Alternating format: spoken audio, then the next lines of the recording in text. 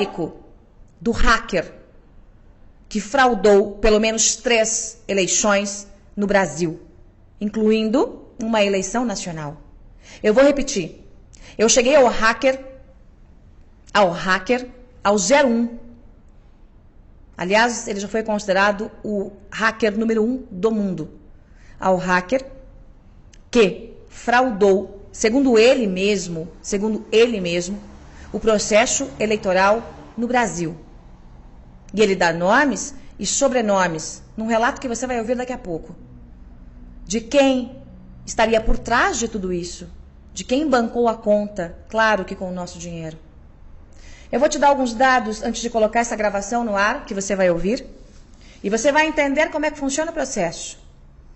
Antes de mais nada, eu já aviso aos desavisados que tais informações não estão só em minhas mãos. Claro, eu não sou idiota e nem vou me transformar em arquivo vivo. Tais informações, assim como aquelas que eu já havia passado para vocês, das negociatas dos 600 milhões, estão em mãos de outras pessoas mais capazes, mais protegidas do que eu no processo de investigação. Então, um aviso aos desavisados. Não adianta ameaçar, não adianta vir para cima, não adianta querer me transformar em arquivo, porque mais gente sabe. E aqui eu lanço um desafio às autoridades. Querem o nome completo? O sobrenome? Querem trazer para o país? Porque nesse momento ele não está no país. Nesse momento ele não está no país. Querem trazer para o país? Querem investigar? Ou querem que eu investigue? Assim que eleita deputada federal pelo estado de São Paulo. Uma CPI de verdade. Para botar gente de verdade na cadeia. Gente grande, peixe grande de verdade. Quem é o hacker que cometeu fraudes, tanto nas urnas quanto no processo de transmissão dos dados no servidor do TSE, segundo a fonte que você vai ouvir daqui a pouco? O hacker, considerado o número 1 do mundo, é um brasileiro que fez uma grande fortuna cometendo crimes contra o sistema financeiro, invadindo bancos e depois acabou migrando para esse negócio que é tão ou mais vantajoso que a invasão de milhões de contas bancárias, que foi o que ele já fez. Ele já foi preso, tem passagem pela polícia mais de uma vez.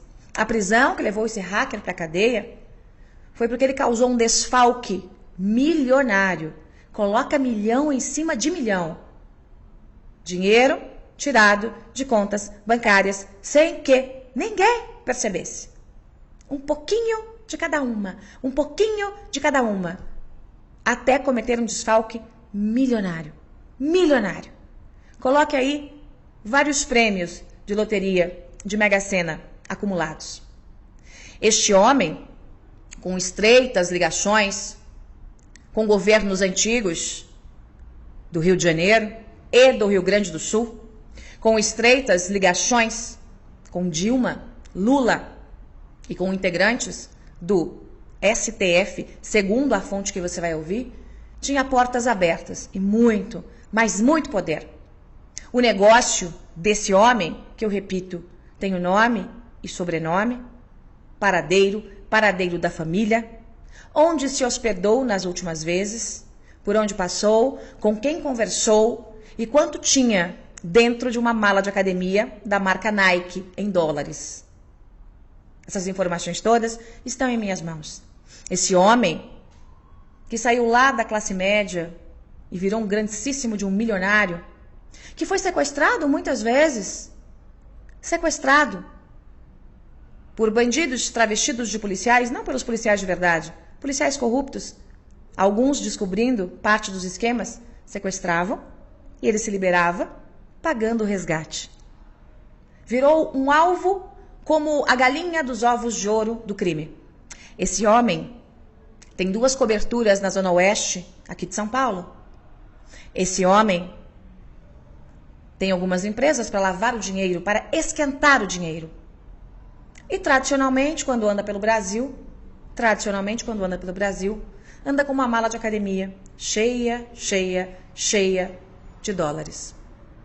Os negócios fechados, segundo a fonte que você vai ouvir, os negócios fechados envolvendo fraude de urnas e fraude nos sistemas são feitos em Portugal, não no Brasil. As negociatas todas, não só essas, tá? Não só essas, envolvendo a fraude no sistema de eleições, como outras negociatas envolvendo portos e outras tantas negociatas envolvendo o antigo governo federal, acontecem e, segundo ele, figuras do altíssimo escalão, do mais alto escalão do poder judiciário desse país, acontecem em Portugal. É um brasileiro que se esconde lá para fazer as negociatas. O número 1 do mundo. O homem que anda por hotéis de luxo em São Paulo e que tem um time de hackers. Não é só ele. Alguns integrantes deste bando, deste hacker 01 do mundo, alguns integrantes já não estão aqui para contar a história. Entre eles um jovem que foi executado no Rio de Janeiro, porque abriu a boca. Ele participou de um outro processo de fraude. Não o processo que eu vou detalhar para você agora. Ele participou de uma coisa chamada leilão de urnas. Em que nos governos do Rio de Janeiro, quem pagava mais levava a eleição. No leilão de urnas. O hacker que abriu a boca não está mais aqui para contar a história. Um jovem foi morto. Executado. Arquivo queimado. Absolutamente queimado. Este hacker é um homem que fez muitos negócios com os governos Dilma e Lula. E que, no ano passado, encontrou com esta fonte que você vai ouvir aqui, também um hacker. Também um homem que entende de tecnologia. Também um homem que já fez negócios com o hacker número 1 do mundo, o fraudador de eleições. E nesse encontro, ele detalhou como eram as conversas com o alto escalão do poder político, com um ministro do Supremo, que também passou pelo TSE. Essas conversas fora do Brasil, repito, como eram essas conversas, como eram as negociações. E disse que estava bastante tenso, porque estava cansado de fazer tais fraudes. Mas que a encomenda já estava feita, agora para 2018. Você vai ouvir alguns detalhes da conversa, o nome da fonte, obviamente, será protegido. Por quê? Porque ele, a partir do nome, a partir do momento em que é revelado o nome, vira alvo. Vira alvo. Então, sob o juramento de resguardar o sigilo de fonte, eu vou colocar para você aqui a conversa com este hacker que me entregou quem é o hacker fraudador do sistema. E como o sistema poderia ou poderá, a depender da nossa vigilância, ser fraudado. Através de uma coisa chamada alteração de rotina. Para você que não é do meio de TI, como eu não sou, e pedi para que me explicasse o que é alteração de rotina, é uma espécie de um programinha colocado no servidor do TSE, que pode fazer qualquer coisa, absolutamente qualquer coisa, desde que a porta seja aberta de dentro para fora, desde que alguém dentro da corte abra essa porta. O nome do hacker número 1 do mundo também será mantido aqui sob sigilo. Para as autoridades está disponível. Por quê? Porque também, a partir do momento em que o nome está exposto, ele torna-se um alvo. Eu vou colocar para você um trecho de uma longa conversa que eu tive em relação a esse assunto. Preste atenção nos detalhes que ele conta em relação ao processo, como a fraude pode ser feita, qual é a vulnerabilidade, o que o hacker que garante que fez a fraude fez, com quem ele conversou, qual seria o esquema para essa eleição. Preste bem atenção.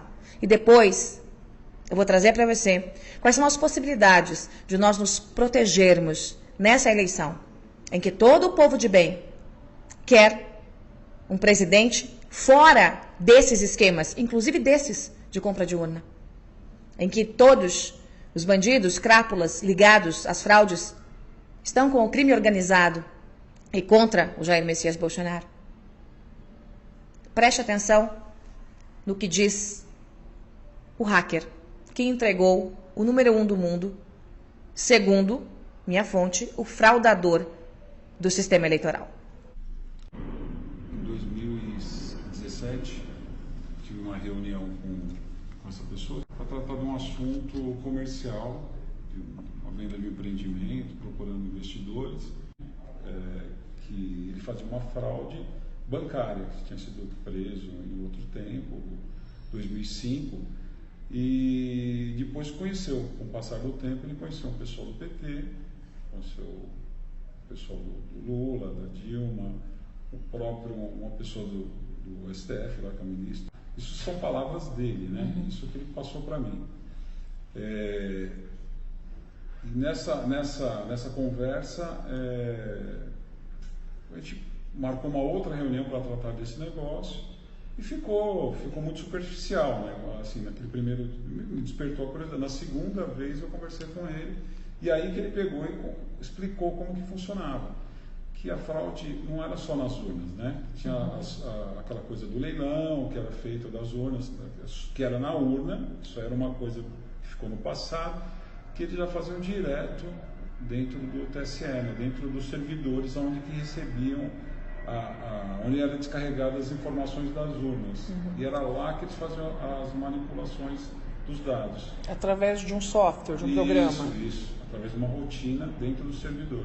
Então é isso, e que ele tinha um contato, né, frequente com esse senhor aí. E esses contatos eram feitos onde? Em Portugal, na Europa.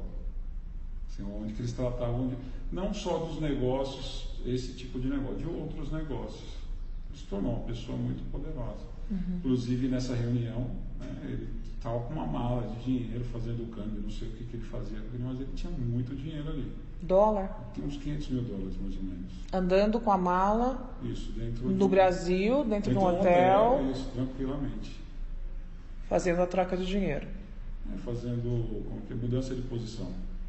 O que é a mudança de posição? Mudança de posição é quando a pessoa tem real e ela quer mandar dólar para fora, né? Ou o contrário, né? Tem dólar que quer inverter, né? Então, assim, o pessoal tem conta fora, China. Esse é um mercado que é comum aí entre doleiros, né? Então ele estava agindo como um doleiro, talvez naquele momento, e era uma coisa que ele fazia naturalmente. Você também é hacker. É possível fazer o que ele disse? Tecnicamente, você que conhece o sistema, é possível colocar um programa, um software dentro desse servidor do TSE e fazer a mudança de dados? Se você tiver acesso, alguém lá dentro, quem possa, né? Se não tiver uma auditoria, não tiver alguém que acompanhe, que seja de confiança, você não vai conseguir ler o que está numa rotina. Você não consegue. Então, é possível, sim. E essa rotina, esse programa pode fazer qualquer coisa. Quer dizer, tirar voto de A e colocar em B, tirar de C e colocar em D, dividir a cada 10 votos por o candidato João das Couves, 5 vai para o outro candidato. Pode. É difícil fazer isso? Olha, se você tiver o acesso, não é difícil não, é muito simples, é fácil. Então depende de alguém dentro do TSE. Alguém lá de dentro tem que saber. Tem que saber, alguém tem que permitir. Tem que abrir a porta. Isso, sempre é assim, senão não funciona. E esse cidadão que hoje está em Portugal, ele havia comentado das fraudes anteriores? Eles fizeram, acho que umas duas ou três eleições que ele participou diretamente. Depois da prisão, né, ele ficou preso um tempo, né, mas não por fraude eleitoral, por outros crimes, né, que seriam desvio de contas bancárias. Isso. Fraudes em bancos federais. E ele deu alguma pista de que estava conversando para essa eleição da última vez que você falou com ele, para essa eleição agora de 2018? A pista que ele deu seria que ele ia conversar com o ministro, né? Sendo que anteriormente essa pessoa tinha muito acesso, dava muito poder para ele. Né? Ele tinha muito acesso ao governo do Rio Grande do Sul.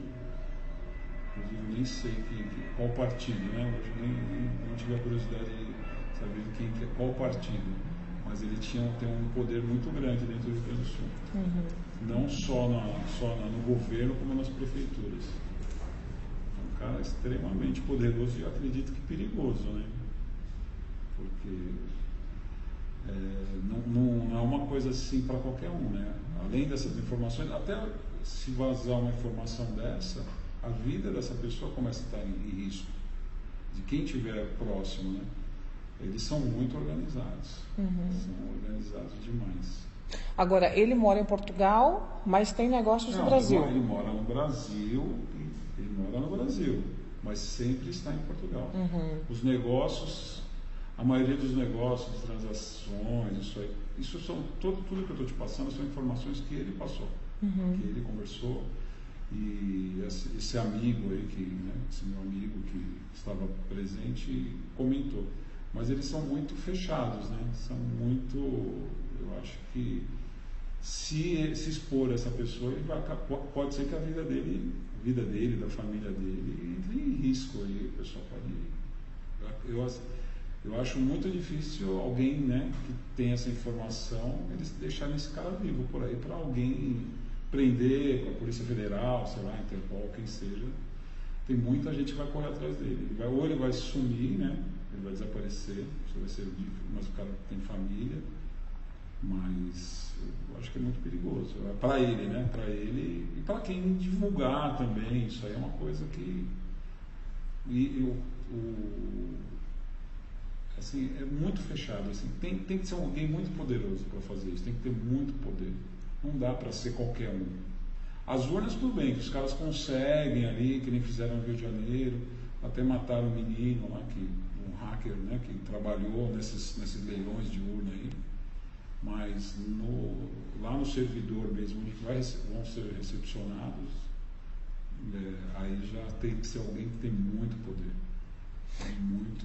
E esse hacker, ele é extremamente qualificado, pelo que você me diz, né?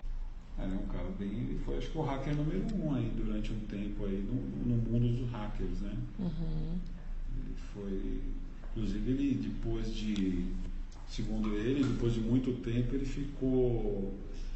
foi sequestrado umas 5 vezes aí por policiais corruptos, né?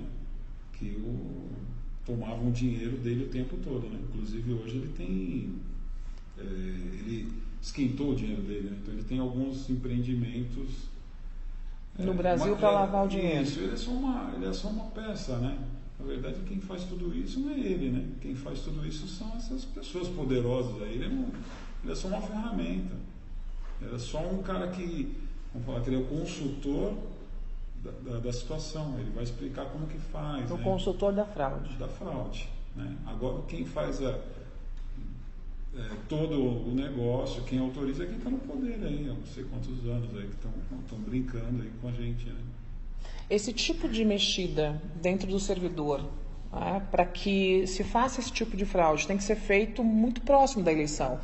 Não é algo que você faz com um tempo muito anterior, né? Você tem que fazer assim, na véspera, muito próximo, porque senão fica exposto, né? Se for fazer uma auditoria, alguma coisa.